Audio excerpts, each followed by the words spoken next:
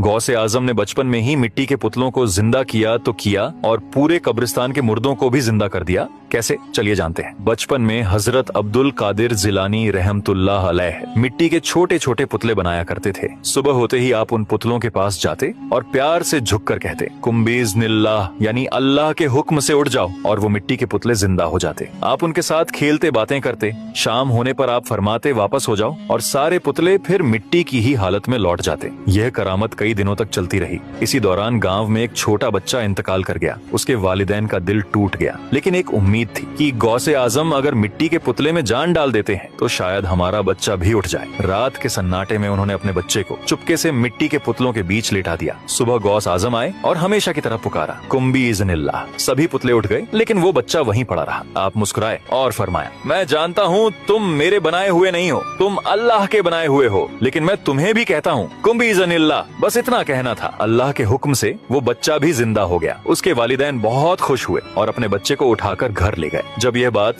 गौसे आजम के वालिद को मालूम हुई तो वह गुस्से में बोले, तुम अपने बनाए हुए को जिंदा करते थे, अब अल्लाह के उठाए हुए को भी उठा दिया, और डंडा लेकर आपके पीछे दौड़ पड़े। गौसे आजम भागते भागते कब्रिस्तान की तरफ दौड़ पड़े और हंसकर पुकारा, भागो ए कब्र वालों, वरना मेरे वालिद तुम्हें भी मारेंगे। बस यही कहना था कि अल्लाह के हुक्म से कब्रें फट गईं। मुर्दे कफन सर पर लिए बाहर आ गए और आपके साथ भागने लगे। कुछ देर बाद आपके वालिद ने आवाज दी, ए अब्दुल कादिर, रुक जाओ। आप रुक गए और मुर्दों से फरमाया, अपनी कब्रों में वापस चले जाओ। सभी मुर्दे उसी वक्त अपनी अपनी कब्रों में लौट गए। आपने अदब से कहा, अब्बू जान, अच्छा हुआ आपने रोक लिया, वरना ये लोग कयामत तक कफन सर पर लिए चलते रहते। यह वाकया साबित करता है कि अल्लाह ताला अपने नेक बंदों को ऐसी करामातें देता है जो आम इंसान की समझ से बहुत ऊपर होती हैं। अगर आप भी गौसे आजम के सच्चे दीवाने हैं और ये वाकया आपके दिलों को छू गई तो दिल से लिखिए सुभान अल्लाह और लाइक सब्सक्राइब जरूर करें।